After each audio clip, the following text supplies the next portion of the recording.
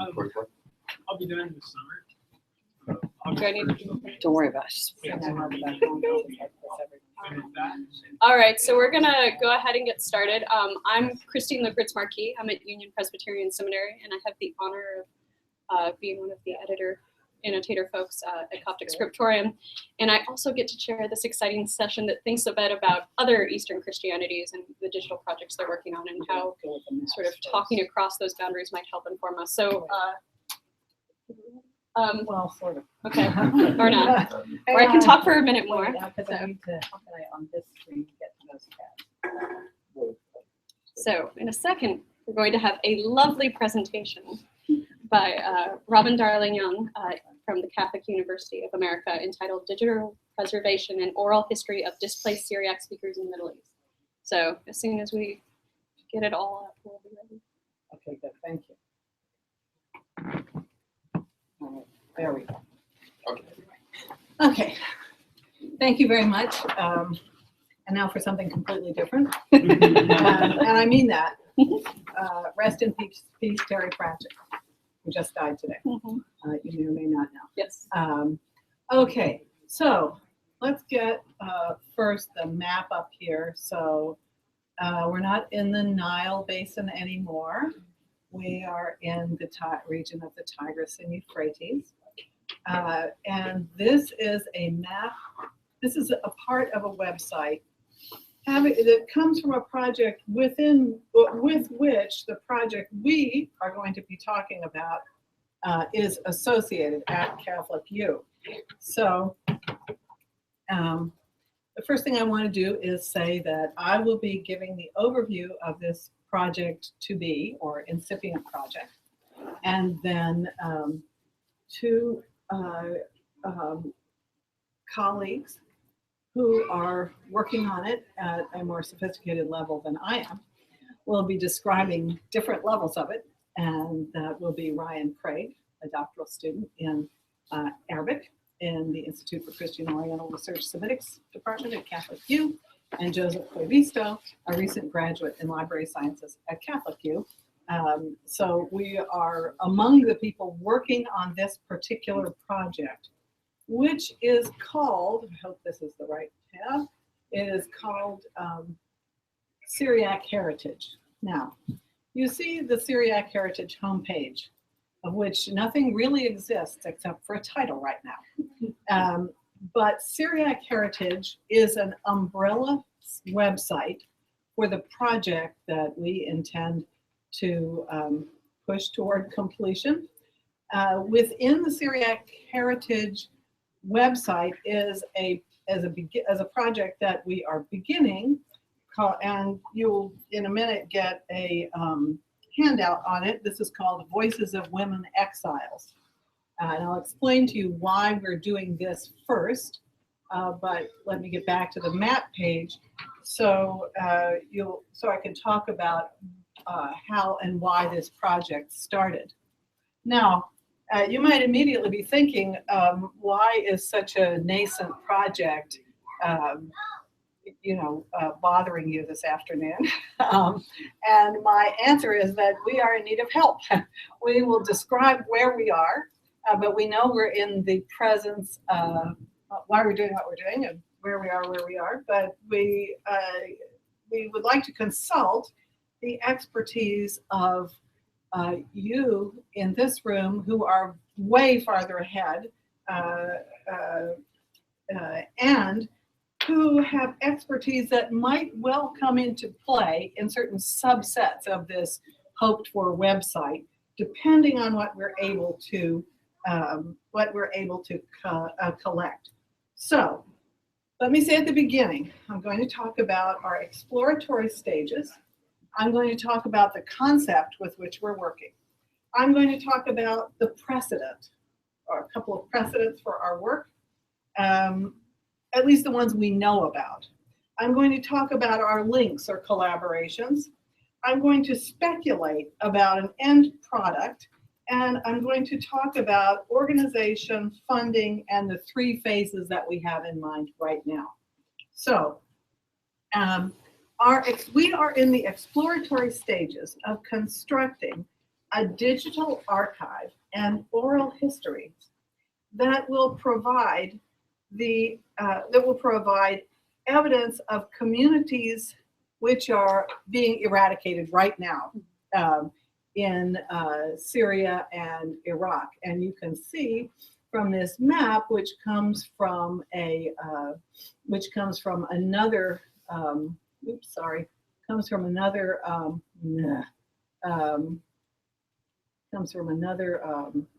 project at CUA. You can see from this map that the region, which will be familiar to all of you from the nightly news, namely the area of ancient Aram, of Syriac-speaking communities in the present day, and not just Syriac-speaking, of course, but also Armenian, Kurdish, Arabic, and other dialects, who exist on either side of the, now it is well known, artificial border of Syria and Iraq. So on the Syrian side, we have in this area to the west in the map, we have the northeastern Syria, which is also the area of Qamishli and other notorious cities right now. We'll have on the eastern side the cities of, so there we go, this makes it clearer. We have the cities of Mosul, Dahak, and etc. to the north of Iraq. So the old zones of Aramaic and in late antiquity, Syriac speakers. The concept for such a website, which would make a digital archive of these communities in various aspects of their lives, comes rather coincidentally, as I expect many such websites do, from two incidents. One is discussions around our preparations at the Catholic University of America for the 7th annual Syriac Symposium, which is occurring June 21 to 24 at the university. And it's occurring at the university because we have a Semitics department and an Institute of Christian Oriental Research, which has for well over 100 years being interested in the ancient languages, but also the ancient and modern communities that speak the languages of the so-called Christian Orient, a now outdated term, but nonetheless it survives in the title of the program. So it came out of that, and also the coincidence of my coincidental involvement in preparing somewhat learned notes for the chant albums, about which you may have heard from Jason Hamaker under the Lost Origins title. In other words, chants, Syriac and Armenian chants from Aleppo, from churches that are now either closed or destroyed. So what we have then, we gathered as an interest group, let me put it that way, and arrived at a definition of our work. And the definition is the preservation of a stable, publicly accessible digital archive of, what do I need to do here? Here we go. Thank you.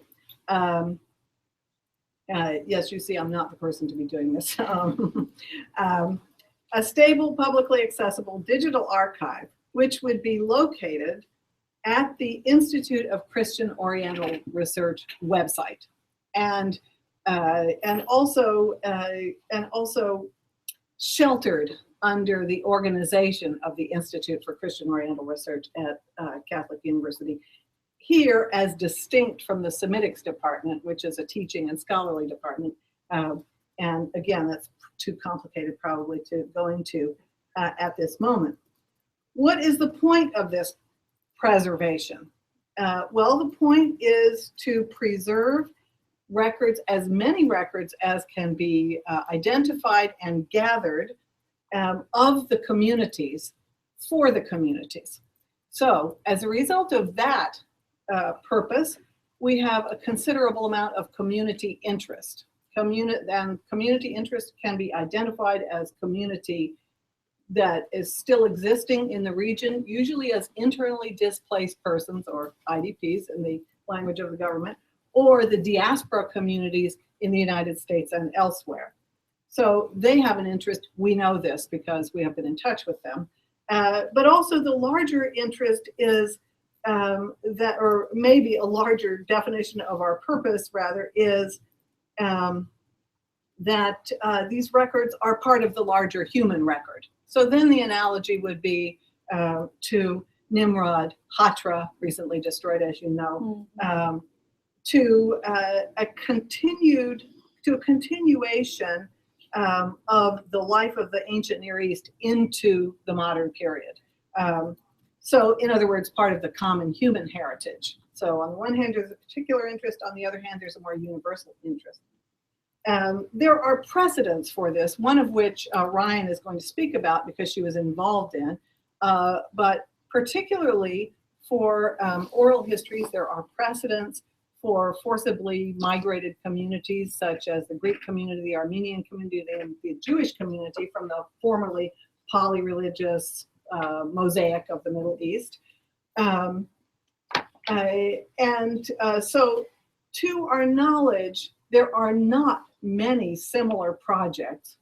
In fact, we know of only one that's at least publicly available, but we'd like to know about others for this area. And the one that is available or is under construction right now is a website called Araden, which is a digital archive, among other things, it is, among other things, a digital archive, which you can see from this definition is committed to supporting minority communities, especially Aramaic-speaking communities, to preserve their linguistic and historical heritage and to facilitate their engagement in internationally recognized research.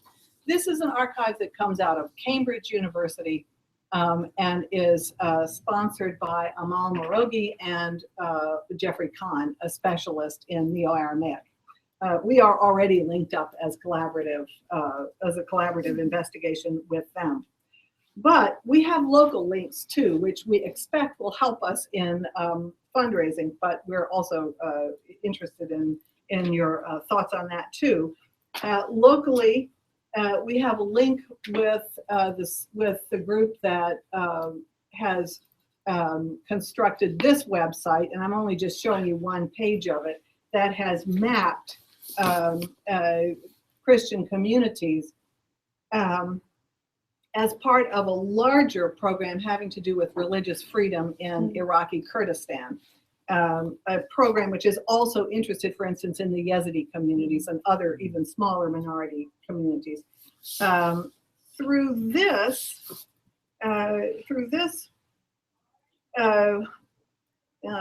collaboration just locally at Catholic University, we have the possibility of working through agents on the ground in Iraq and Syria through the Catholic Relief Services and other organizations. So there's a possibility for collecting actual records, including actual oral histories. But nationally and internationally, we are connected with other universities. For instance, with Amir Harak at the University of Toronto, with Jack Tanus at Princeton, and others. And we're in the process of building those connections. What is our end product? So that was links. What's our end product? Our end product is Syriac heritage, which will concentrate at first on oral history as available, both in the diaspora and if possible among IDP communities, which latter is rather difficult because they are in fact moving.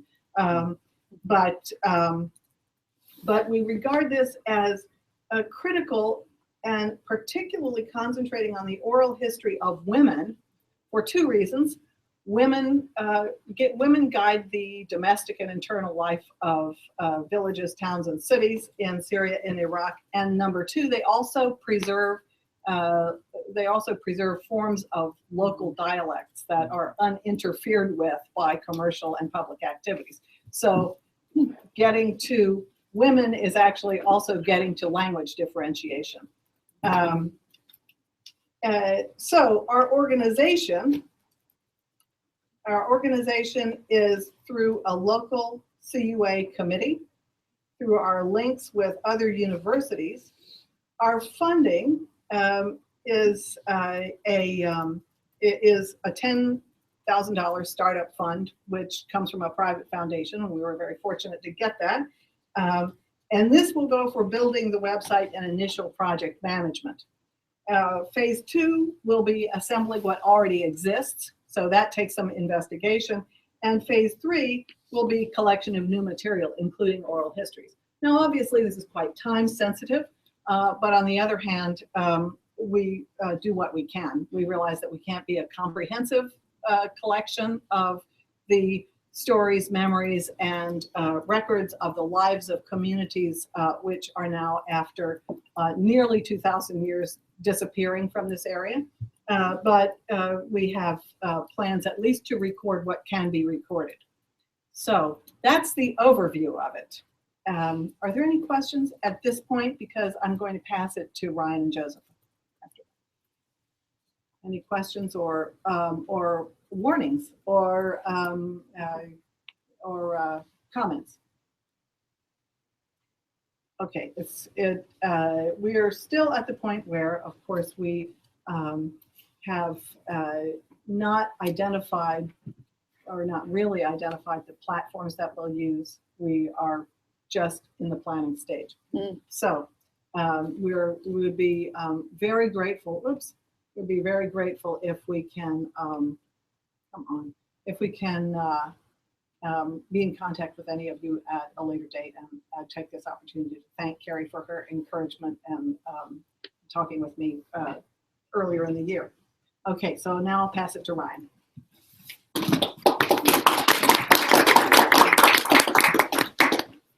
So as Robin mentioned, I am a PhD student in the Semitics department. I do Syriac and Arabic there. And starting in 2012, I was actually part of a project in conjunction with the National NARA, the National Archives and Records Administration, called the Iraqi Jewish Archive. So this is where my experience is coming from. The Iraqi Jewish Archive was a collection of documents that were recovered from the flooded basement of the Mukhabarat in Baghdad in 2003. And then they were brought to the US to be repaired and digitized and made accessible to the broader Iraqi Jewish community. So I'm just going to mention this briefly because it does have some parallels and insights that we're trying to bring to our project on Syriac heritage. I was brought on board as the Arabic cataloger, and I was dealing primarily with the archival material of the Jewish community itself in Baghdad.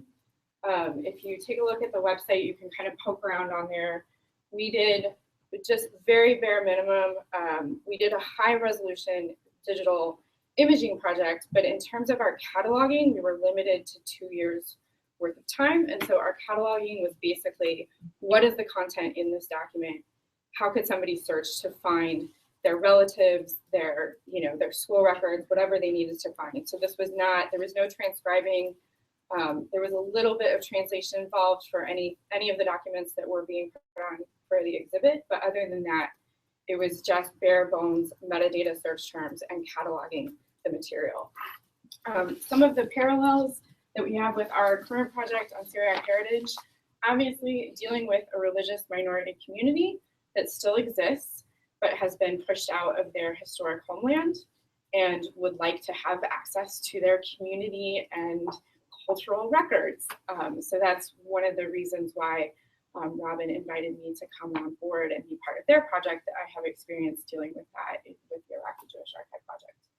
So as far as my role on the project, I have established our project management tool, which we decided to go with Productive. It's an online project management resource. It had really, really good reviews. It has turned out to not be quite as functional as we had hoped. There is very limited hierarchy available, so you cannot you cannot give a subtask another subtask. So the way that we have tried to work around that is through using various tagging. You'll see labels listed next to things, and the hierarchy that we've internally created of our P1s are phase 1, and then below P1 in each section, we also have T1, T2, T3, which are our tasks. And then each task has subtasks, and each subtask is its own task because we couldn't find a way to then give a subtask a subtask.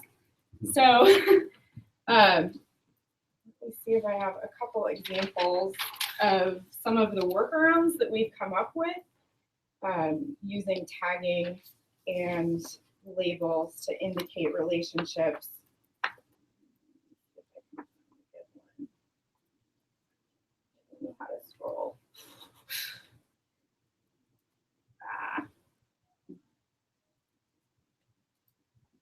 Okay. So let me make this bigger. Is there a way to make it bigger? No. Command minus. Yeah. There you go. Okay. So you'll see this is the subtask that I'm on, which has been labeled to task 5, the overall task, and then dependencies have been indicated in the notes field. This is the workaround we've come up with to be able to communicate where we're at in the project. Some benefits, you can embed documents, you can embed photos. It claimed to be linkable with Dropbox. It's not. You have to just tell people that you put the thing on Dropbox. But it does provide notification systems. So if I want to go in and say something to Robin, I can just go right in and say, hey, Robin, can you do this? And she will get a notification to be able to respond to me or whatnot. So this is what we have decided to use. I am a novice to using a project management system. If anyone has experience with it, I would love your input and your insights, as well as to our overall project. So with that, I will let Joseph talk a little bit about some other aspects. Oh, yeah. Okay, so I'm probably the most out of water fish in the audience because I am by training a librarian. I am incidentally related to medieval projects and now Syriac cultural heritage projects. So my role in the project has mostly centered around what will become the ultimate platform for our for the interface. So as you can tell from the rest of the project, we haven't gotten exceedingly far in that, but what I will talk about are just some of the things that we have taken into consideration for what we will ultimately want as a deliverable for this project. First off, we are going through developing a system development lifecycle to fit within the project management plan that Ryan has put together for this initial project phase, which we have identified as having 3 parts, and I believe we're spreading it over an initial 18 months. For the initial phase, for the Voices of Women Exiles portion of the project, what we are looking to develop is a content management system that we're either going to get out of the box or have some sort of open access platform that we will then customize to meet our needs, but it's going to need to be a platform that is going to simultaneously serve both of our purposes in terms of long-term preservation of records and promoting dissemination and use of the records. So as Robin said, we do have a dual task here of preserving for the long term, but also making sure that these can be found and used ongoing. So we are developing a long-term preservation plan that it will go along with our platform development that has yet to be launched, but that is something that we are considering in the project development.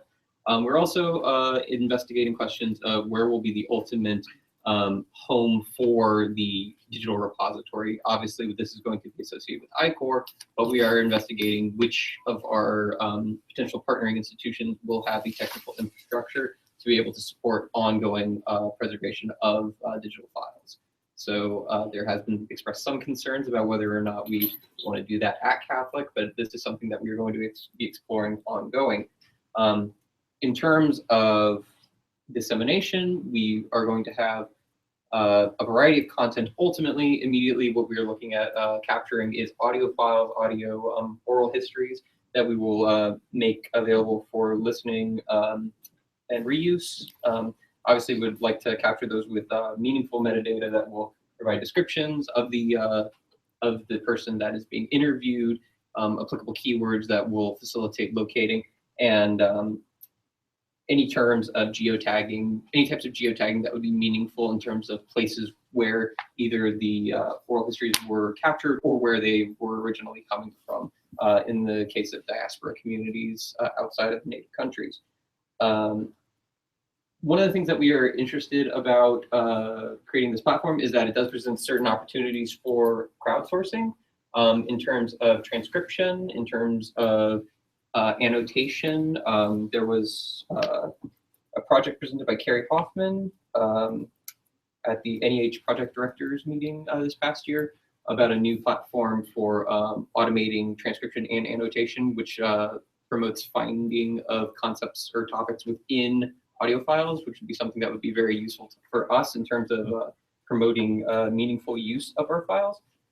And I think that, speaking of the map here that we've just kind of had up, the geotagging, either in terms of metadata that we would incur as we are recording the oral histories, or that would come after the fact from crowdsourcing, would allow us to help to create a narrative interface through which people can access meaningful visualizations of the information so that we can see places in relation to oral histories in terms of where people are coming from originally, where they've gone to. And in this instance, I'm thinking of the Lost Change project, which was done with the Portable Antiquities Scheme, which helped to create some very interesting connections between where coins, medieval and ancient coins came from and where they were found, helping to create a narrative of travel. Ultimately, also, we are going to have to create this platform in a way that will be able to accommodate a variety of records. Obviously, we are starting with the oral histories, but as Robin said, we are going to look to include any type of records that are going to be relevant to this topic, which could include anything from written records to picture to video, anything that is going to be relevant to our collecting purview. So we got a long road ahead of us. We're in the very early stages, but we're looking for any sort of input, any suggestions, any concerns, any ideas, anything at all. So look forward to any comments. All right, and I think you guys have. These are supposed to be trifolds, but our print shop did not get the memo. And I think we have maybe just time for one or two questions. If you guys want to field questions, you're welcome to come back up or just sit back down at whatever you prefer.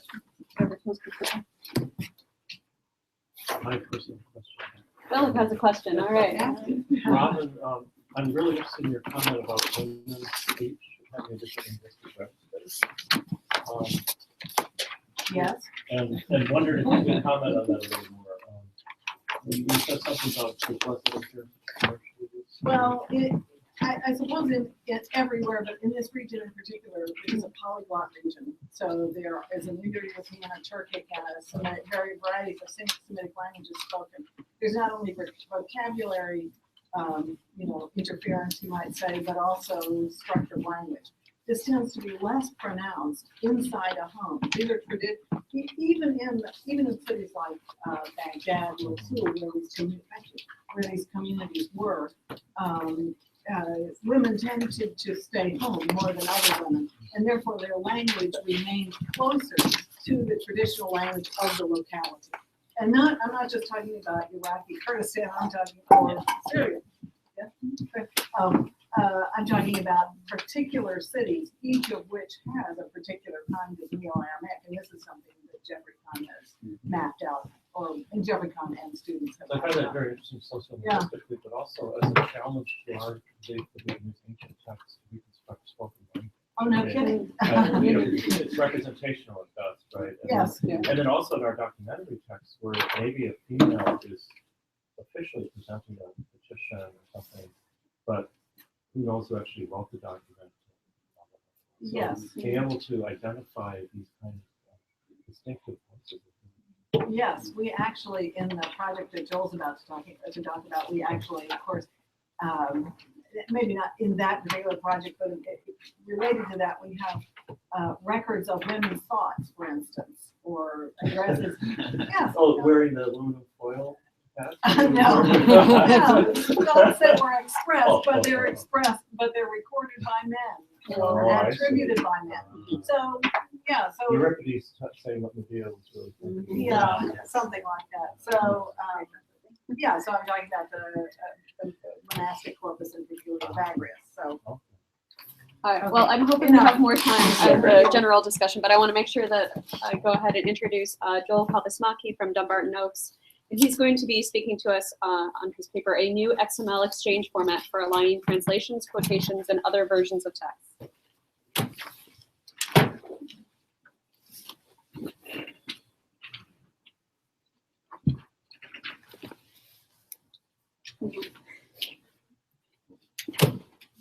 We're not. There we go. Well, thank you, Carrie and Amir, for inviting me to come and make a presentation to you. I'll just note that this very brief overview of what I'm calling the text alignment network is short and it's code-free.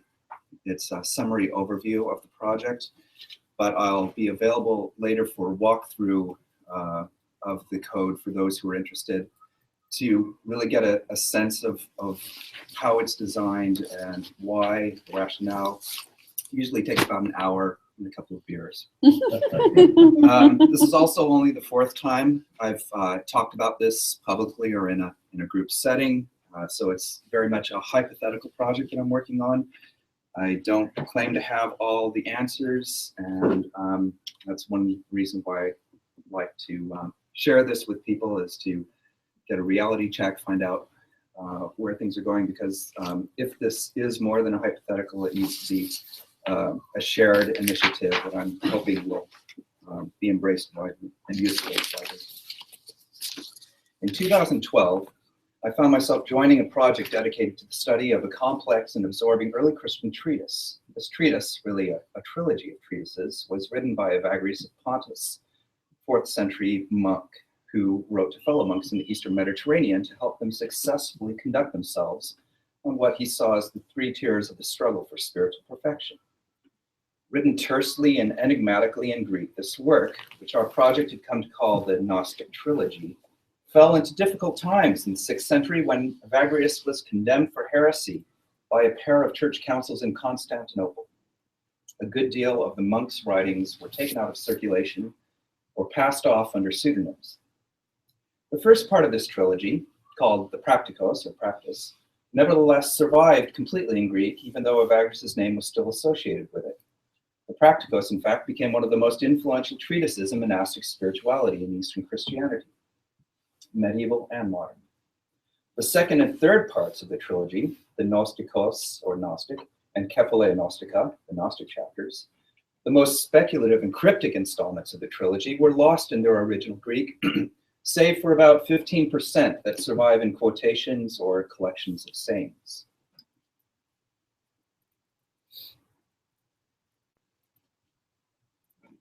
At the time Evagrius was condemned, the Gnostic trilogy had circulated widely, as shown in this schematic representation of the ancient translations.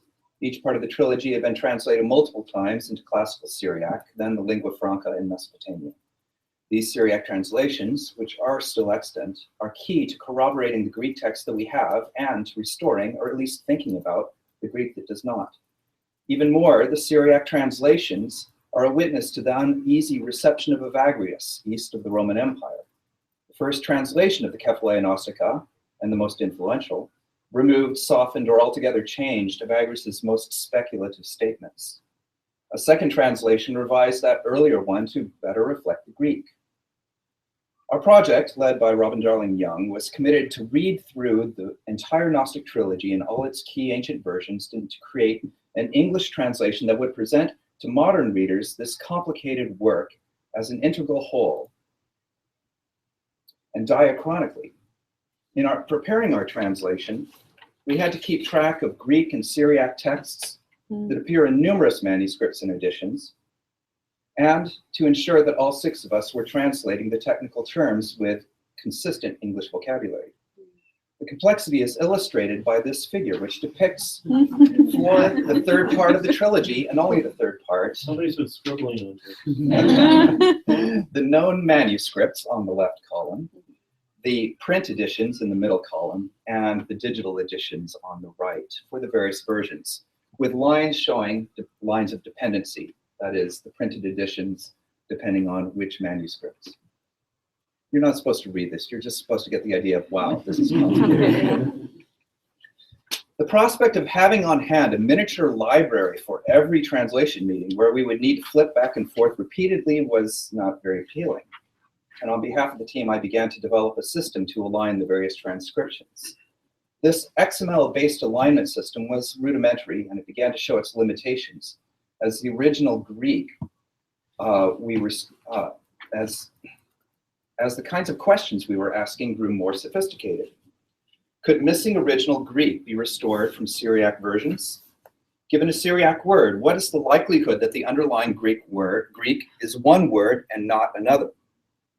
How consistent were Syriac translators of Evagrius? And when they translated quotations from the Bible, did they use pre-existing translations, or did they adhere to Evagrius's wording? How do translation techniques in the Gnostic trilogy differ from those in ancient Syriac translations of the New Testament, or Aristotle, or any other Greek text? We wanted access to aligned Greek-Syriac corpora so we could conduct complicated queries across works.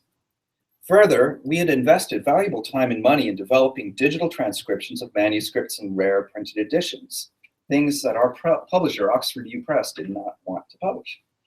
We wanted to make these materials available to colleagues who might be doing research similar to our own. We were creating comprehensive indexes of Bible quotations. And we asked ourselves, what would be the best way to share our material so as to maximize their utility and minimize the amount of conversion needed and retain the parallel alignment? The search for parallel Greek-Syriac corpora and the desire to provide one of our own prompted me to set aside my proprietary XML system and look for a standard alignment method. Surely this problem is neither unique nor recent. Most of us who work with texts are working with source material that is just as complicated as the material I've just shown you.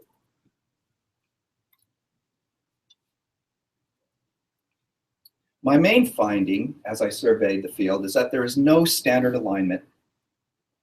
There is no standard alignment.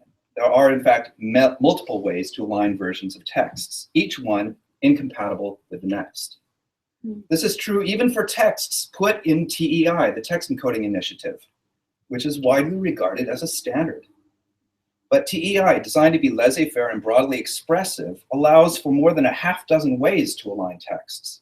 And for any single TEI method, the linking scheme has utility only within a single project. On that local level, TEI methods of alignment are very useful. The vocabulary is rich, expressive, and well-structured, but the resultant data cannot be easily used by any other TEI project. Sure, it's all structured and it's there, but the data needs to be converted.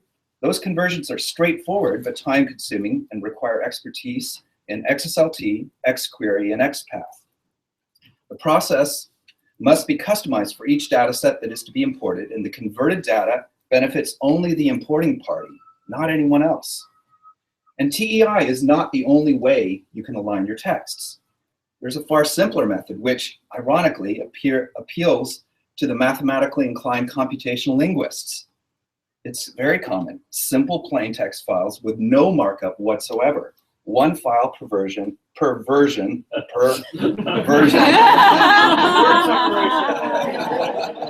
Tokenization. One file per version, each line in each file corresponding to a set of aligned paragraphs or sentences in the others. Some projects have used TMX, and others have invented their own SGML or XML system. Strangely, no projects I know use XLIF, which is an industry-driven method for aligning a bytext. Well, I've concluded this lack of standardization is far from ideal. And to make this point to my colleagues, I published this diagnostic list of samples as a Google spreadsheet, which is available for review and comment. I suppose, I'll give you the link later. I suppose one could try a bit of optimism in reading this list and admire our collective creativity. Each method has a unique set of strengths not necessarily shared by the others.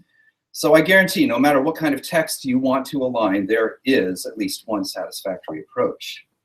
But this kind of optimism rings hollow in the face of one glaring property common to every entry in this table. Not a single method furnishes data that is semantically interoperable with other projects using the same method. Which is awful on the face of it, because the whole point of aligning one text to another is it to bring it into relation with other texts. Don't we want our texts to be as interconnected as they are intertextual? So I revisited the proprietary alignment system I developed for our Gnostic Trilogy project. I confessed and admitted that I was doomed to add it to my list as yet one more method for alignment. But I resolved that if that was going to be the case, I would see if I couldn't come up with a format that guaranteed semantically interoperability. So over the last 2 years, I've been developing something I've come to call the Text Alignment Network, which has been designed along a set of discrete principles.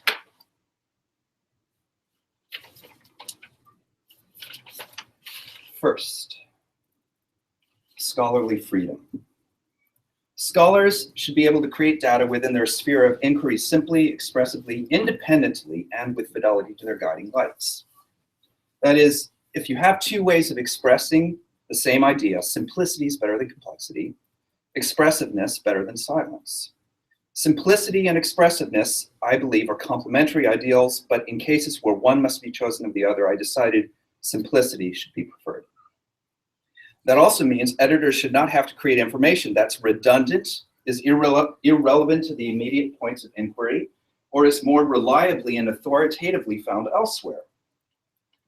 We editors should be able to work on the same material independently, but interoperably. We should be able to register our doubt or differences of opinion. If we're in doubt about something we've asserted, we should be able to state alternatives. And we should be able to work freely within our theories, our opinions, and assumptions about language, grammar, and how they should be defined. We should declare those positions and definitions, not suppress or alter them. The second principle I adopted, scholarly responsibility. Scholars must make their data uniquely citable and responsibly describe how that data was created. So I determined every TAN file, I'm calling them TAN files because Text Alignment Network makes that acronym a name, a word, TAN. So each TAN file should have an expressive, unique, persistent name that can be independently cited and used. And that they should require every data provider to supply at the bare minimum what is expected in the academy. That is a core statement of responsibility. What was done by whom and when, what sources have been used, who holds rights over the data, what kind of permitted reuse, what kind of editorial assumptions and decisions were made in creating that data. The third principle I embraced was that of digital utility. That is, computers should be able to import, process, and create their data reliably, consistently, and interoperably. Each human readable datum should have a computer readable counterpart to make the material suitable for linked data, the semantic web. Files should be structured as consistently and predictably as possible across different encoding formats. The data should be dependent upon stable technologies or standards. And data should be useful independent of any organization or third-party software such as text processors or version control software or content management systems, or add to the list.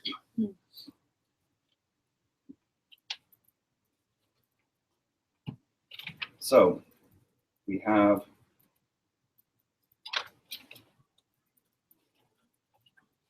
the Text Alignment Network is a suite, the URL is textalign.net, is a suite of XML encoding formats and a set of recommended best practices to serve anyone who wishes to encode, exchange, and study varieties of text reuse, translations, quotations, paraphrases, adaptations, summaries, and so forth.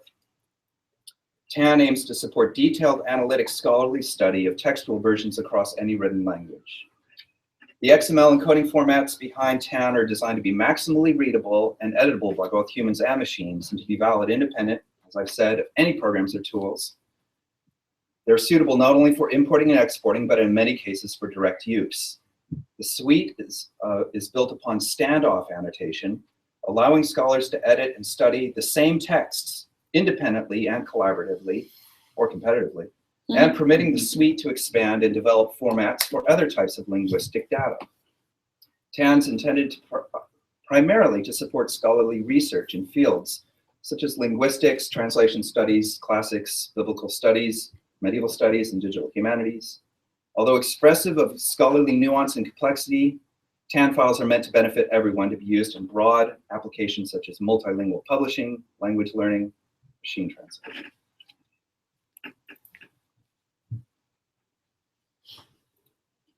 Here is a view of the big picture. Each of these different colors represents a different kind of format within the suite.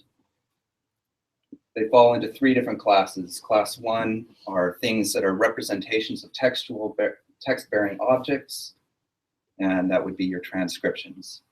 Class 2 are things that are annotating Class 1 files. They are alignments, and I've got two different kinds of alignments. I will say only that what says token are take any two texts and look very closely at a token-to-token alignment, or subtoken.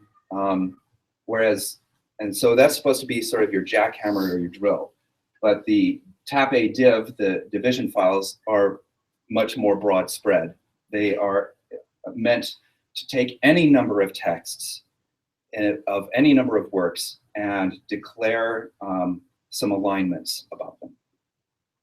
And then the third type of class 2 files would be lexicomorphology. That is your lexemes and your morphology. These are all things that are being annotated on them. And you can picture, if you will, each of these files being on different servers. They don't have to be on the same project file. They can be on different websites, different places. And then class 3, representations of linguistic concepts. And so far, I've only pioneered the morphological rules. I've done examples in Greek and 2 forms of English, and I'm inspired from today's conference to take a stab at the Coptic one. But these are ways to declare in an interoperable way how you've chosen to define your parts of speech. Now, I've mentioned that this is a code-free session and my time's coming to an end, but I would be remiss if I didn't show you some sample file output using the Practicos, the first part of the trilogy, as an example. Now, what I'm showing you is output. It's not the actual files, it's not code, but if you will, just imagine that there are just simple, plain transcription files, and then one alignment file that's also pretty simple, but it somehow, well, I will be happy to show anyone how hooks up to the others. So here is sample interlinear addition using token-to-token based alignment of the Practicos between the Greek and the Syriac, with it's basically just 2 versions. They're repeated, the left side for the Greek, the right side for the Syriac, repeated. The gray period places are where the text of our words have already been hooked up. But down below, you have in Greek order written superlinearly the Syriac word, and you have it in the flip side on the other. You have Syriac word order with the Greek words right above it. Morphological analysis, I used the Perseus database of word forms to help me tag, in using the Perseus tagging system, all the different forms. And I found it a very useful tool. I'm not the best HTML programmer, but this was a very practical way to work with my text and to take what a computer did automatically and refine it. Here is something that came out of that, which is creation of concordance. These are sorted according to lemata. Well, sorted according to lemata, and it shows you exactly how many times it appears in what forms, and also when I've mapped it against a Syriac word, exactly which Syriac words translate it. Again, it's all built into the whatever XSLT or however you transform it. The data remains the same. It's all the same underlying data. Or Origin, I think, would be happy. We have the beginnings of a pandect.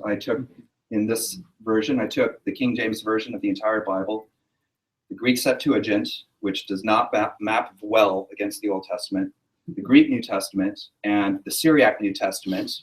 Again, just simple transcription files, ran the XSLT, and we have a pandect.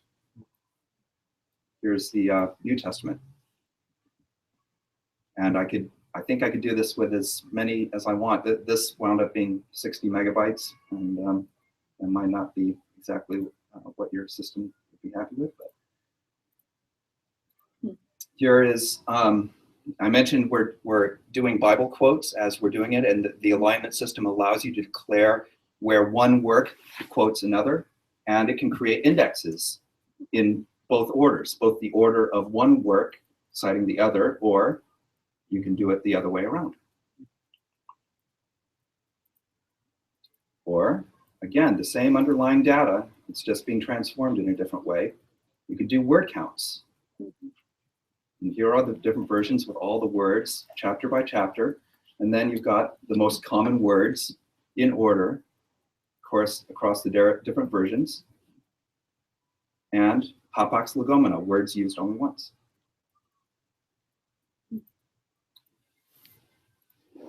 Perhaps most practically for our translation project is a working collated display.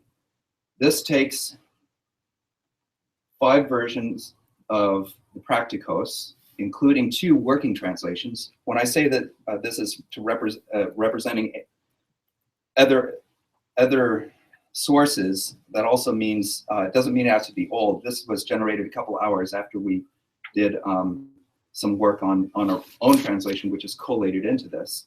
So you've got 5 versions of the Practicos, along with three versions of the Bible, which get tucked in when there are Bible quotations. So, for instance, preface section 2, we have the 5 different versions right here. If it's kind of distracting to see a couple of versions, just double click, get rid of them. You can compare versions side by side. And over on the right, you've got different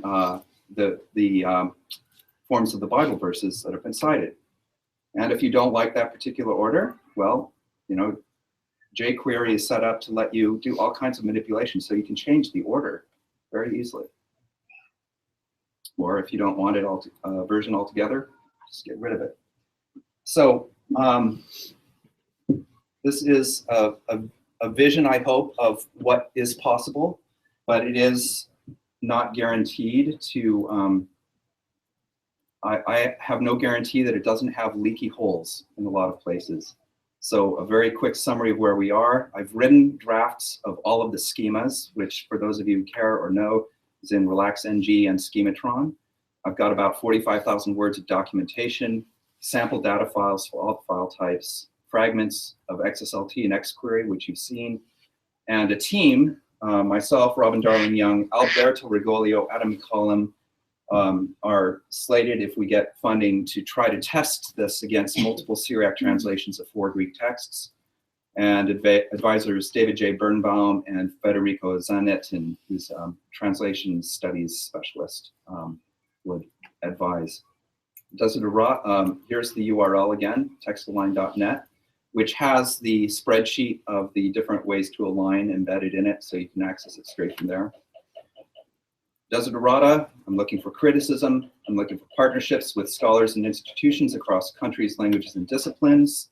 I'm looking for people to come along and help in developing it, people who know style sheets and the XQuery languages, and those who are doing DH tools, apps, plugins, that sort of thing. And I'm also looking for funding and long-term sustainment. Thank you for your attention.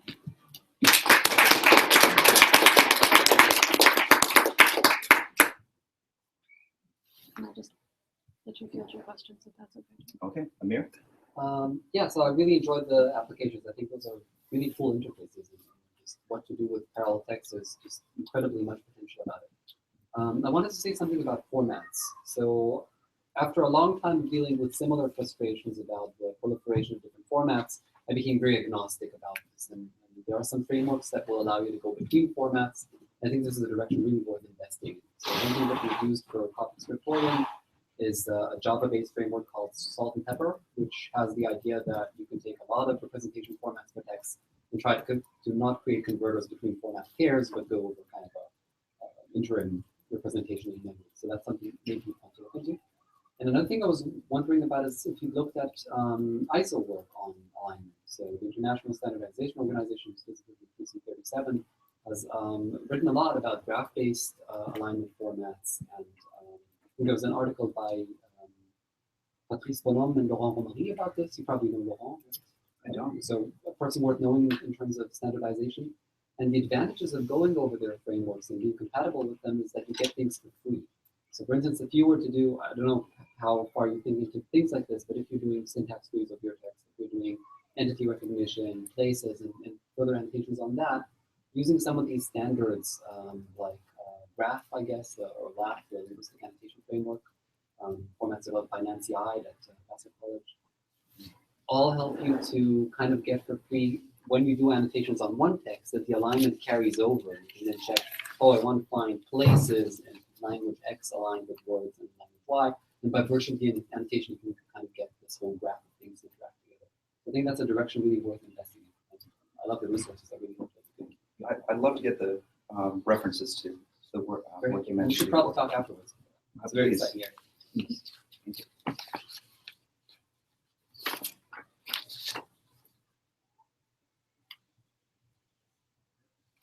Yeah. Well, I just wanted to, I guess I don't know if this is a question or a comment, but say something about tokenization, because we, like for our project, well, our tokens for us, like the tiniest thing, are not semantically meaningful pieces of data. They could be just one letter, because if the letter, if we annotate for like stuff that's going on in the manuscript, you might have to annotate a letter. And so you have a lot of different kinds of things. And so I was thinking about what you were saying, and I was thinking about a project, your comment project, Amir, using the standoff annotation to do more complex annotations of TEI XML files, which is based on IDs of the tokens in the TEI files, and how, I don't know, I guess I just was thinking,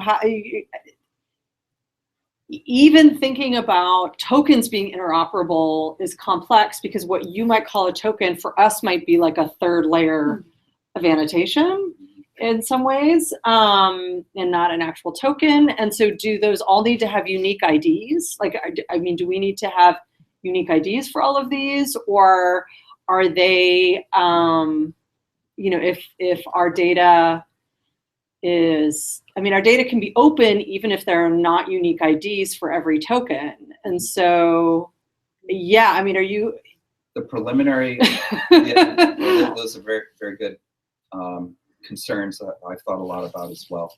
I'll give you a code walkthrough if you're interested, but the basic answer is that the person who does the alignment defines how they've chosen, and they're transparent and clear about that, using XPath expressions to state, and regular expressions to state precisely how they've chosen to first prepare the text and second tokenize it. Yeah. And so that is something that the aligner chooses to do.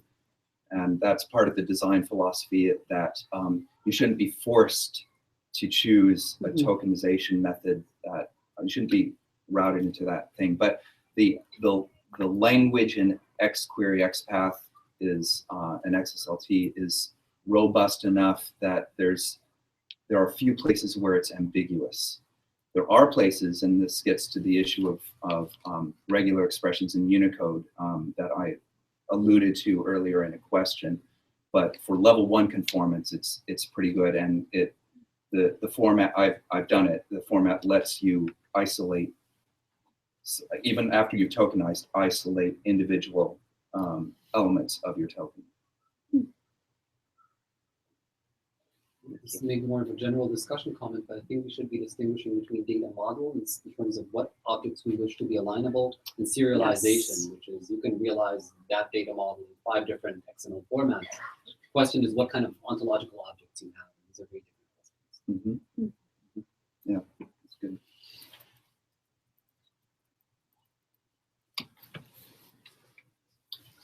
Okay. Thank you. Thank you.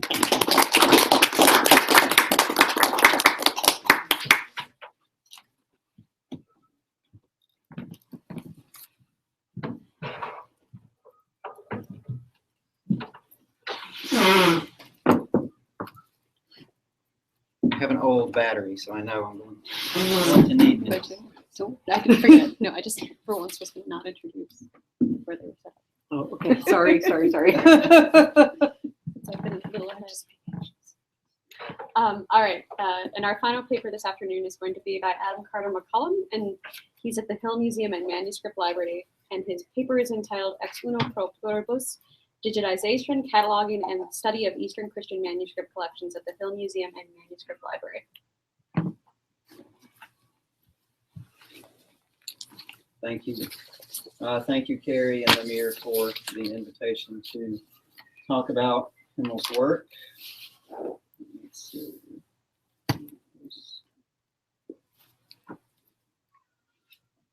Okay, great. For the past 4.5 years or so, I've been involved in cataloging as lead cataloger of Eastern Christian manuscripts at the Hill Museum and Manuscript Library, or HMML, which we usually call Himmel, which our German speakers will enjoy perhaps. Of course, in the Minnesota winter, it does not always feel very heavenly. But I've mostly worked with Syriac and Arabic, and including Garshuni, of course. We have other collections in other languages, which I will be telling you about today. The 3 things I want to talk to you about, I'll touch a bit on Himmel's history with some nice black and white photos of our activities in Europe in the 1960s, Ethiopia in the 1970s and later, and then up to our more recent work since 2003, digitizing manuscripts from collections in the Middle East. Then I'll talk about some of the content of those collections, the cataloging work, which is what I'm mostly involved in. And then finally, this specifically DH part of sort of where Himmel is looking to go with the future of manuscript studies. So to begin with history, this is, I believe, outside of the Austrian National Library. You see Father Oliver Kapsner in the habit and his associate. This idea started in the mid-1960s, not too long after, into the wake of World War II, when many things had been destroyed and people knew that the idea of preservation and access to these manuscripts was very important, and Europe was an easy enough place to travel around in the time, especially with a VW bus, which we have, fortunately, in more than one of these images. So the goal was to travel to certain collections with which Himmel would form agreements. They would photograph manuscripts with the technology of the time, which was the end result of which was black and white microfilms, which we still have some of, a few, which you'll see where those are stored momentarily. Here's an article from the Minnesota Star, as it was known at the time, in 1964. I don't know if you can quite read it, but in the left-hand column, I was actually very surprised to find this. Himmel's early work was all European, so these are Latin, French, German manuscripts. But you can see in that first paragraph in the left column, it says, a project in which they hope to microfilm valuable historical manuscripts in the monasteries of Europe and the Near East. So from 1964 even, this was on the radar, the idea to do this, even though it did not come to fruition until several decades later. Here you see again Father Oliver with some really massive tomes that they are getting ready to microfilm, and a neat little trap door. And here is the actual microfilming station that was used. You can see the book right in the center, and a flat plate glass to go on top while they do photographs. We, of course, don't do it quite like that today. And you see the camera at the top in the center, right above Father Oliver's head. This is looking onto the Abbey Church at St. John's University, where Himmel was started and where it still resides. This is about an hour and a half from the Twin Cities, in a small town just outside of St. Cloud. So the Abbey Church, still there, looks just like this. What they're building here in the front, you can see from the photo date at the top, this is 1975. They are digging underground to build the Bush Center, which is where Himmel is located. Any of you that have been there know this. It has recently been renovated, and so it looks, quite different than it did at that time, but it's still in the same location. So the microfilm vault, it's, of course, this is even under the underground. So this is way underground. We have drawer after drawer after drawer of microfilm reels, and these are, of course, kept in climate controlled, very safe environments. So it was European roughly from 1965 onward, and in 1973 we started working outside of Europe in Ethiopia. You recognize Haile Selassie there in the middle. He is flanked on the left by Walter Harrelson of Vanderbilt, who was instrumental in this Ethiopian project, and on the right by Julian Plant, the director of Himmel at the time. So this project, this is the EMML project for Ethiopian microfilm, manuscript microfilm library. And anybody in here that knows anything about Ethiopian studies will know that these EMML manuscripts, of which there are several thousand, these are cited in very, very many text editions of Ethiopian texts. More EMML. This is a young Getachew Haile and William Macomber, a name that some of you might know. They are the two that were responsible for most of the cataloging work of these first several thousand manuscripts in the EMML project. This was an EMML discussion that took place at Himmel in, I think, 1976. Abuna Tewofilos of the Ethiopian Orthodox Church is here. He visiting Himmel and inspecting a microfilm machine with Julian Plant. This was a big deal, of course. So let's think about what does it look like. We showed one image earlier of how the microfilming stuff worked. Here's a head-on shot of all of that. You can see again. This is quite a large volume. They are photographing here again with the plate glass on top. So that's microfilming in Austria, and then here is essentially what it looks like now. Not all that different, really. You see the computer over on the far side. We have nice lighting. The digital camera is right in the center of your screen. I should say too, I had on the beginning slide a cataloger speaketh, and that's I don't know a whole lot about most of this technical aspect of it. I'm talking about what I'm talking about as a philologist and a mere philologist, as you said, and a mere cataloger. So I'll say a little bit what I can about the technical aspects, but it won't be very detailed, unfortunately, for those of you that care. Here is the digital studio in action. This is, I think, in Diyarbakir in Turkey, eastern Turkey. You can see it's a bit cool where he's working. This is Walid Murad, our field director based out of Lebanon. The way Himmel operates when we do these digitization projects is it all takes place on site. The manuscripts are not moved. We go there, we supply equipment, whatever training, if there's any necessary, and all the work is done there by people inside the community. They of course get digital copies, we get digital copies. So it's a good deal all the way around. This is where this stuff resides, one place it resides, on St. John's campus, a bunch of nice servers. Now, what kind of numbers are we talking about? For the digital stuff, we have at Himmel now 278 hard drives with JPEG and RAW data. On the internal campus server, which I just showed you, which is JPEGs, there's 43 terabytes on 19 SAN volumes with 8 million plus image files. The raw data, raw image files, are backed up on about 150 LTO tapes of various types at a storage facility in Utah. And finally, there are, since 2003, when we started the digital project, we have 201 terabytes of JPEG and raw data. So it's a lot. Now, to add the microfilm and the digital stuff together, or to look at it side by side, in that Himmel microfilm vault that I showed you, which is doubly underground in the drawers, we have about 93,000 manuscripts.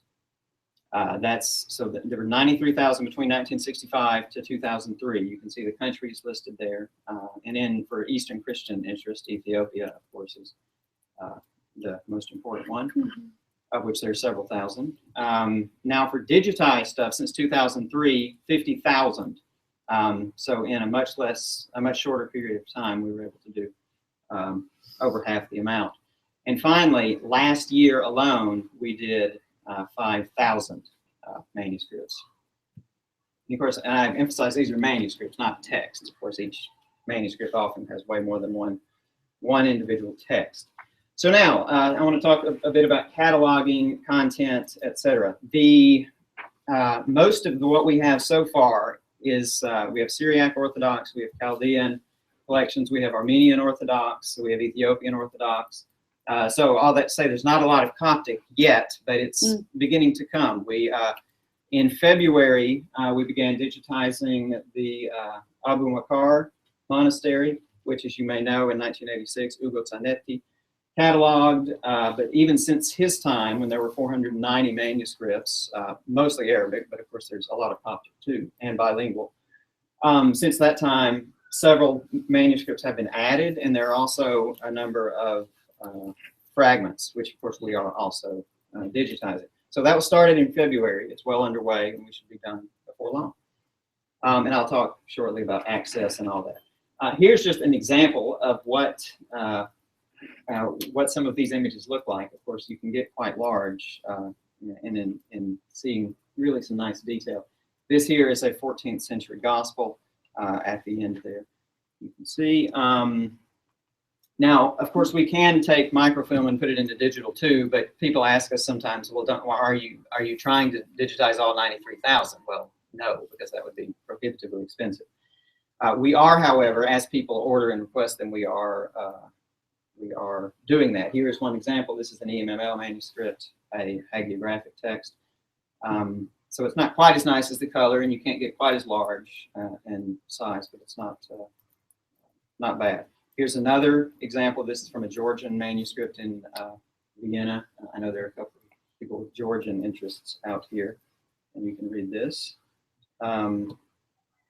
Now, simply because it's been in the news so much lately, here are a few details about some collections that we have digitized in Iraq and Syria.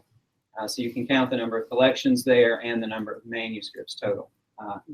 We have our other largest collections are from Eastern Turkey and from Lebanon. Also, we have a lot of Maronite collections, so that's mostly Arabic, of course, for those. What are the types of things we can study with these? Well, aside from the obvious kind of classic philological work of text editions, translations, and sometimes commentary, all sorts of stuff about book culture, scribal culture, ownership, local history. I've written and talked before on what we can learn from the colophons in these manuscripts, which are not always traditionally the highlight of manuscripts, but they, in some sense, really should be, simply because they are, unlike a lot of the texts, the colophons really are absolutely unique. And we can have, and some of them, go on and on for just like, Armenian and Syriac especially, we have sometimes colophons that go 3 or 4 pages. It's not simply, I, the poor sinner John, finished this book on Christmas. It's much, much longer, where you learn some historical info about what was going on at the time. So for the later, say, 16th, 17th, 18th century, 19th century, histories of these communities, these colophons and notes, ownership notes, etc., really can be quite important. As a kind of scribal culture thing, here's a nice example. And I've seen several of these actually. The scribe realized he copied the words hu and hade in the wrong order. So he's telling you, you need to read this al hade hu sava. So when he put the letters, if you don't read Syriac, it's B and A. So in other words, flip how they read. That's what the red indicates there. And then just all kinds of notes that we see in various places. We have here at the very end, apparently just from a reader, this is not written by the scribe of the manuscript. You have the thief's words in Arabic, from Luke 23. Then we have, this is a Garshuni manuscript. I mentioned Garshuni earlier, and I realized not everyone may know what that is. You may be familiar with Judeo-Arabic, so this is Arabic written in Hebrew characters. Garshuni is Arabic written in Syriac letters.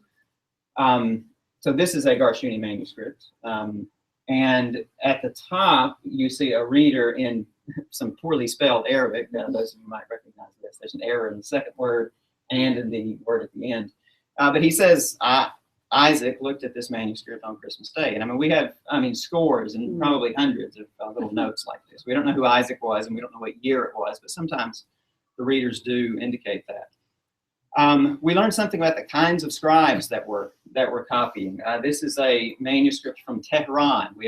Tehran may not be the place you expect to find Syriac manuscripts, but there is one collection there at the Church of St. Joseph, which we have digitized, and it is cataloged. So this is an 18th century manuscript of grammatical texts, and by a 13-year-old scribe. He tells us how old he was. And before you think, oh, it was probably like a 20-page grammar, it's 400 plus pages. Very careful, and you can see this is very nice writing.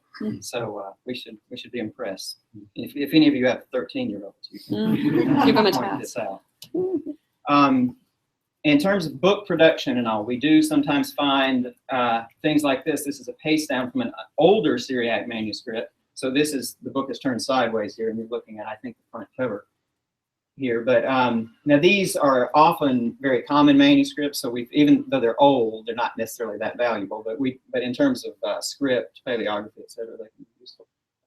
These are often, common liturgical manuscripts or Bible, gospels or psalters. Similarly, here we find an entire Syriac bifolium used as a cover. So someone took, the Syriac page like this, and has it made the front, side, and back cover of this Arabic lectionary. And of course, that would count, as a textual reference, even though it's only a small passage. And just in terms of the quality of the photos, this is not a particularly clear image, but it shows you kind of how nasty some of this stuff can look once you really, really enlarge it. So this is a particularly badly damaged manuscript by insects, written by insects. Not written by insects, but damaged by insects. I assume that there wasn't a colophon made. We have a pen trial here at the beginning. And some of you, maybe if you read some Arabic, you might recognize this. It's very, very common in Arabic and Garshuni as a colophon formula. I actually just wrote an article on this. So the hand writes in the ground, but the handwriting remains lithawab, this last word here on the bottom, as a reward or for a reward.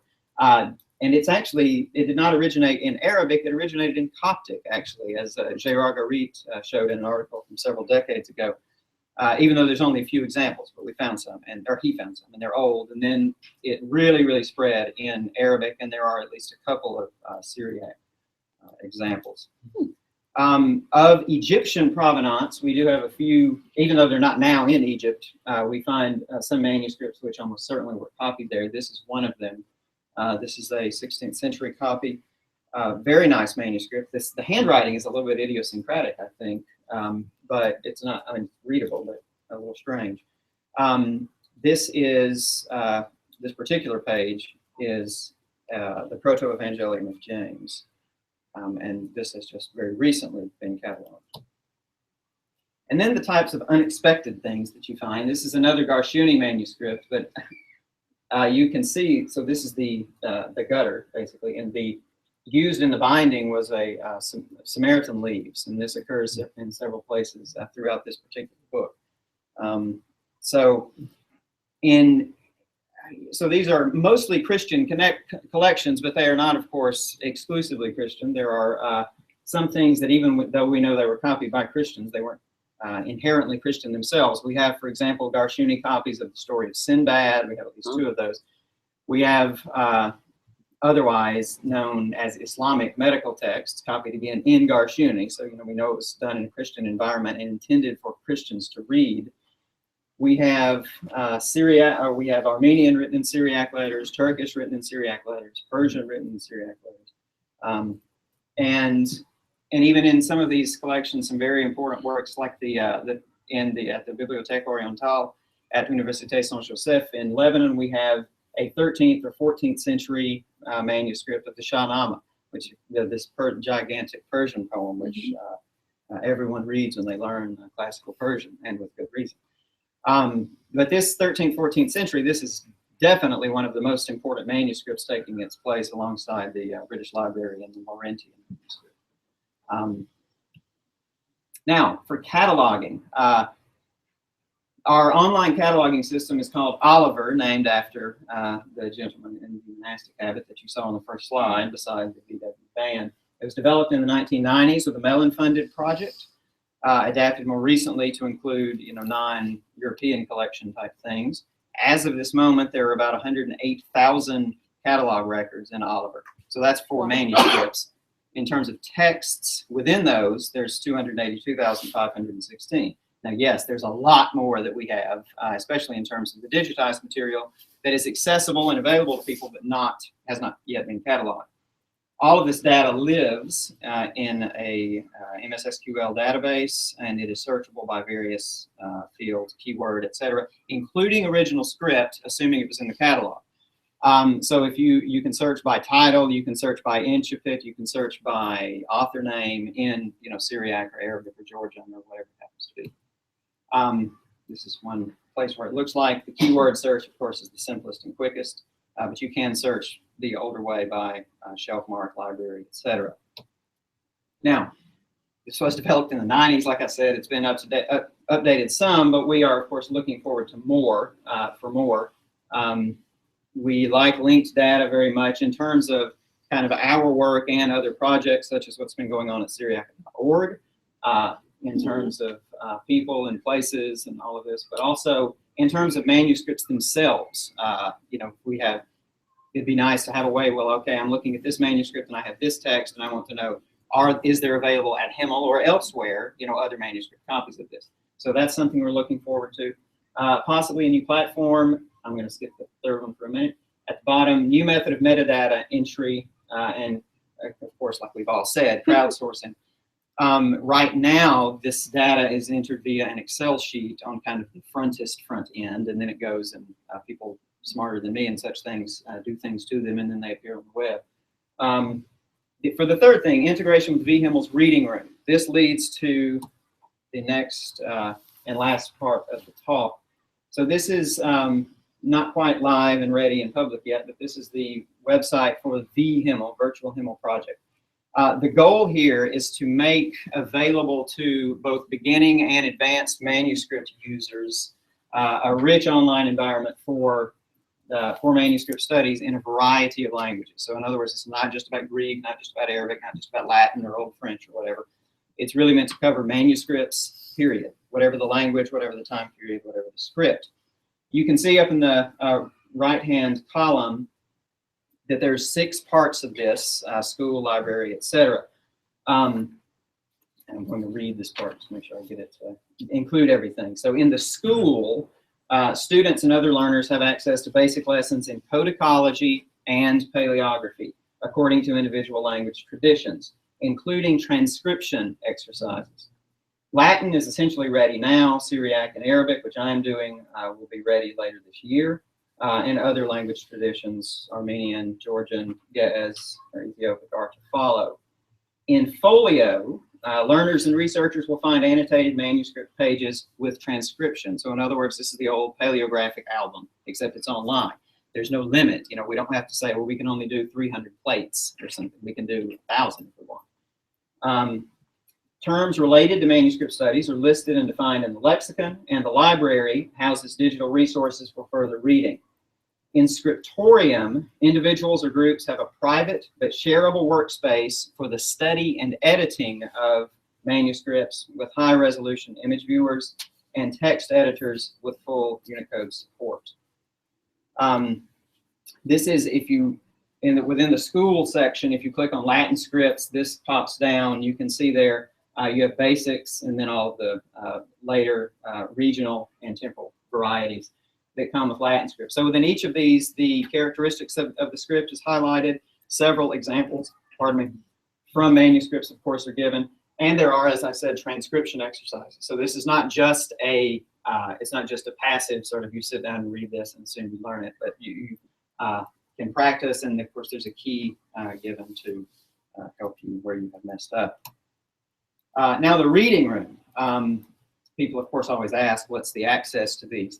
If they were our own manuscripts at Himmel, of course, we could do whatever we wanted with them. They are, however, not our manuscripts. We are rather curators of these.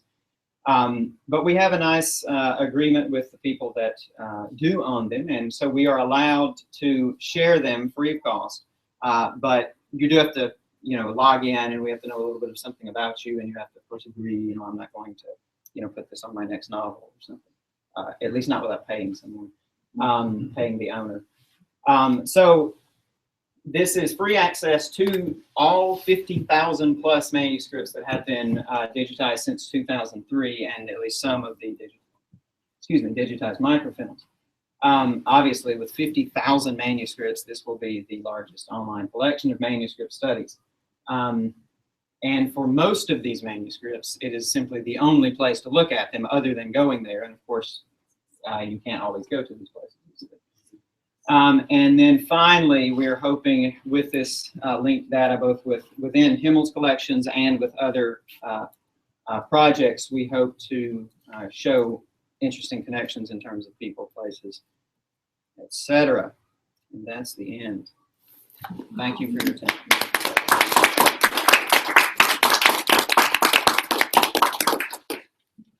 Yes, questions, anyone, or comments, Carrie? Yeah, thank you so much. I am wondering what your all thoughts are on sometimes the reluctance of cultural heritage groups that have been exploited. Sure. I mean, I'm thinking of monasteries in Egypt where scholars have gone in and said, oh yeah, I just want to look at this. And then this stuff has disappeared. Sure. And whether,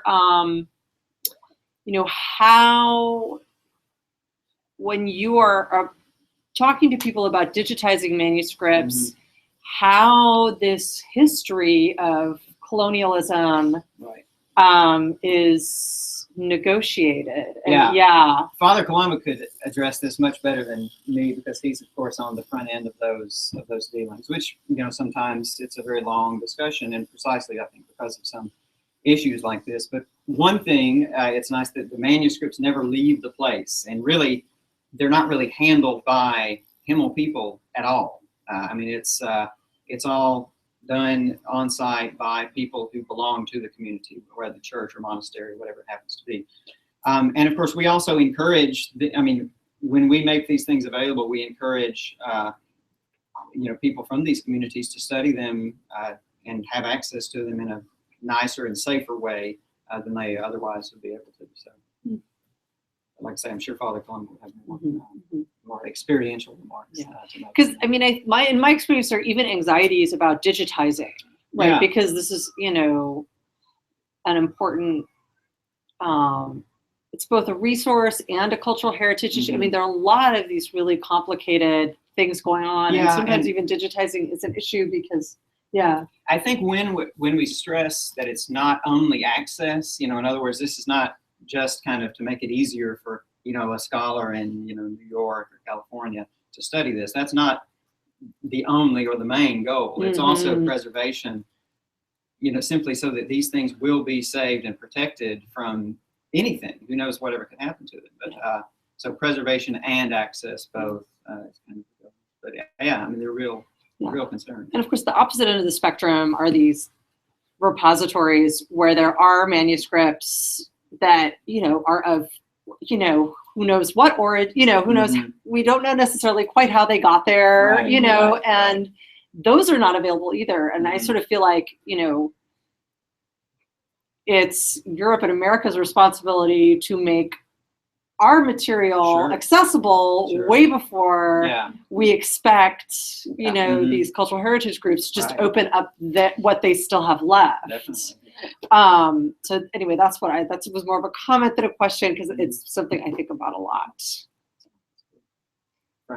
Yeah, in the same way, I a couple of weeks ago were in Egypt for a symposium of the St. Mark Foundation, the Coptic Church, and the Pope was there in Mara Amina. And because you mentioned that Macarius monastery, and the Pope, the new Coptic Pope, wants also an initiative digitize the manuscripts in the possession of the Coptic Church, that means in monasteries and in the patriarchate, as far as that's the manuscripts. So do you have any contacts on this? Because I think the Copts, regarding these horrible events in the Middle East, and not only the Copts, are much more now sensible to this idea that we have to save all this. Right. Yeah, to answer your question, from what I know, yes, conversations are underway. So yeah, so we can be hopeful, I think. Of course, it has to be done sooner rather than later. That's, we really should keep in contact that we don't double these efforts.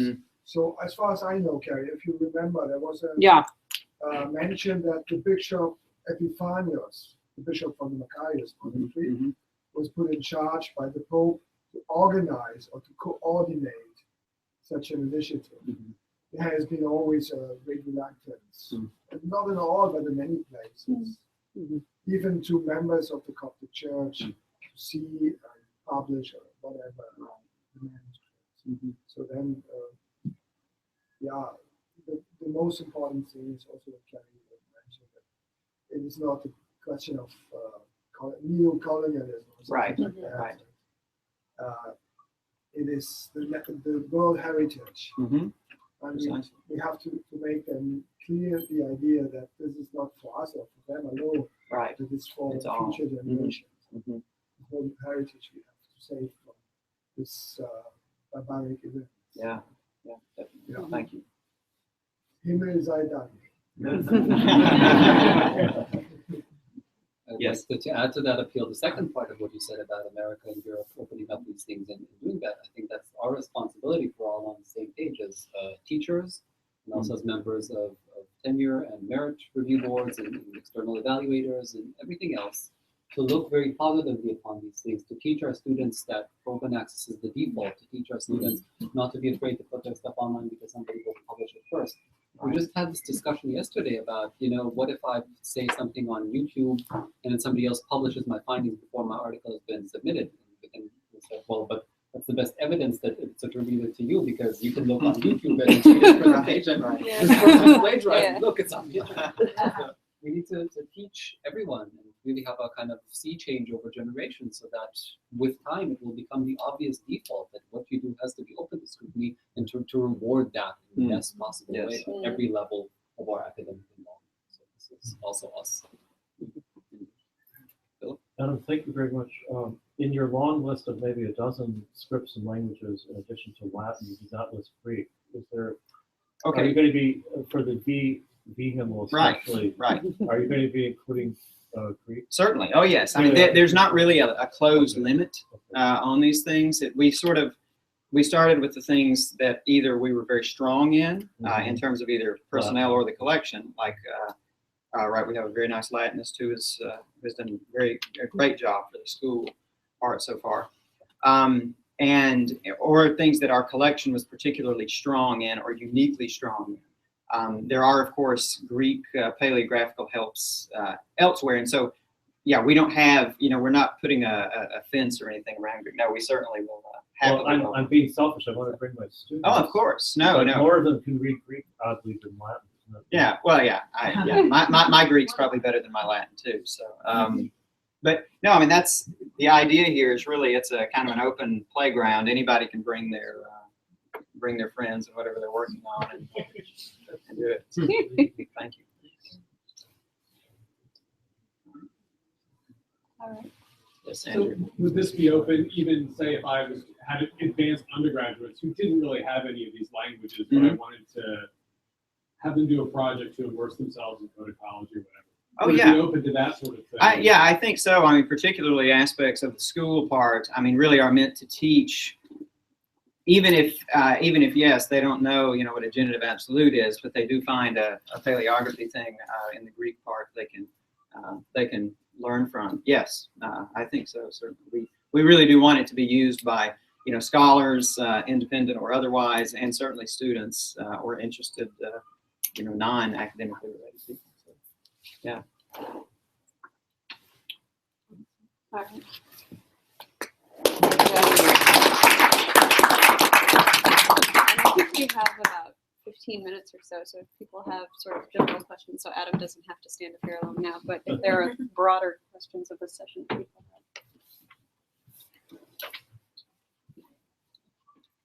Oh, I wanted to say something that I forgot earlier for the modern Syriac and modern Aramaic varieties. I wanted to make sure that you contact with Evanko at the university, and also Lydia Nafipovska. No, Both these individuals have a lot of recordings from the Aramaic. So Evanko has worked on Zaho, there's a lot of recordings of Zaho, and Lydia has all sorts of stuff. She has stuff from different towns. I know. She was interested in specific features, so she was trying to get informants to speak and reveal certain types of differences between them. Both these, so she's somewhere in Britain. I can't remember where. Yeah, so probably, yes, because she works with Jeffrey Kahn, right? Or she I did think work so. with I Jeffrey think Kahn. somehow. Yeah. So yeah, we're in touch with them through Aradin. Okay. But the first one, no. And I won't get Aranko, he's in Jerusalem, and he has mainly stuff from the diaspora in Israel because because they were also speaking the Aramaic in Eastern Turkey. Yes. Right. So Yeah. for diaspora recordings, he has Right. lots of those. That's And great. I don't know Thank if he's you. And there's the Symmetric Stone sheet. Yeah. Handbook. Yeah, that I know. Okay. Yeah. with lots of people. There are recordings of this stuff going around. So Right. it's also a salvage operation. Yes. Yeah.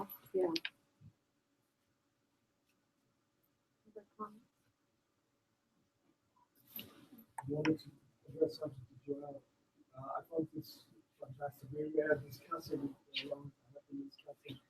and found no solution. At least I don't know who has a solution to these huge corpora of Egyptian texts, the Coptic text, and in the linear version. I can imagine that your approach could be a solution for this. So the problem is still with hieroglyphs. There's not a Unicode frame standard for the hieroglyphs. But we also, for the TLA project, as I was in the Egyptian in Berlin, we mostly use transcriptions. And I can well imagine that it would be maybe something also interesting you. I would love to test something like that. We will keep in touch, and I will contact my colleagues in Berlin. We have the whole corpus of Wolfgang Schenkel, who all of his life developed annotated edition of the coffin text. And it's a bit difficult to integrate it into the TLA. But we have all this, and there will be a point that this has to be published, That'd be amazing. digitized, and then to have the versions. Yeah. Well, and then linking back to the pyramid text and to the Book of the Dead and all of those. Yeah. Of course, coffin text is partly pyramid text. Right. You have something from the Book of the Dead and the coffin text and so on. That could be a huge attempt that we could make. And that would be under. Yeah. Mhm. And we can also put, that's exactly what we were always looking for. Yeah. That's Yeah. great. I Yeah. would love to Yeah. see if it works. I'm happy to have my project be a failure. because I think that's as interesting to me as well. What are the limits to which we can put these our technology? The more I work with computers, the more stupid I believe them to be, and I really think there are limits that we don't fully understand. And if we can prove or demonstrate that semantic interoperability is impossible, there are really interesting philosophical implications in that for what it means to be a human being, and what Turing tests and all kinds of things that I'm happy to have heavy criticism. To me, it's not if the hieroglyphs don't work, I don't know. Anatolian hieroglyphs are going to be published in the new Unicode version 8.0. Can the Egyptian hieroglyphs be far behind? I don't know. No, it's not so difficult. The question is that the Egyptologists have to meet standards. So there are different transcription systems. And the French Egyptologists do this, and the German this, and the British that. And, in the transcriptions. So, but if we can demonstrate, so we from the TLA always try to have standards for IDs, for URMs, and all this. Mm-hmm. You have to convince them. And if there is such a tool we can work with, then it will convince everybody. So I remember there was also a tool called Collate. I think it was Collatex? Collatex, yeah. Collatex at the end. Yeah, but I don't remember if this has ever been tried to apply it on Egyptian tests. At least I don't think so. Usually used for same language text to try to show where similarities and differences There are. were some initiatives in this direction. Now we are a bit further, I think, in development. And it's in Alzheimer's, it's another word. And 20 years ago, nobody knew about this in Alzheimer's. It's also developing. The tools are developing. Yeah, great. We will contact you. Please. Present it to them the idea. And see what we can do. So, Frank, you were saying that all your hieroglyphs they're basically an ASCII font that's visualized through a font. Is that what you're saying? Because they're not Unicode. They're images. Oh, they're just images. Okay, they're image files. This is manuel codage, still from the Greek. The Greek expired now because it's based on an old Windows system. There's nobody working anymore. We between Liège and Belgium, Right. and then we are developing a new font, a new manual de codage, and this will be also a new code example. But it's on the way. So there is a big group, the Ramses project and Liège. Then if we too can manage to build such a thing up, then the authorities will be convinced that this has to go this way, and that they just join the standards. So I'm so involved now in the Coptic Testament. This is still my work, but I can't take care of the reality. I know all these Only one people. guy, Frank. I can make it's my new role. I wanted to reply to Joel to say that I think that it's already a success because you have a usable product and project that people can search for. So this is in itself a success. And I wanted to add to that if you're ever interested in getting a spin with Anis, then I would gladly spend the time and stuff with you to see if that would fit, because what I saw from the data structures is very similar.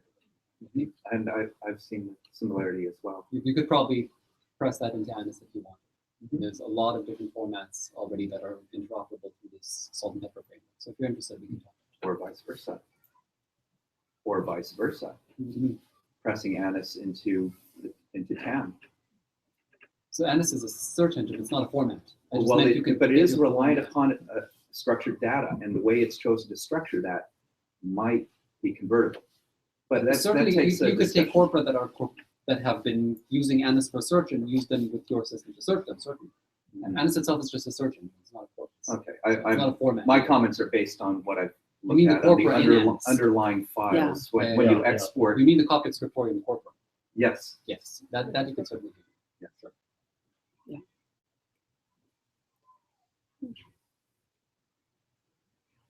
May I say on behalf of invited and other guests, how much I appreciate this workshop?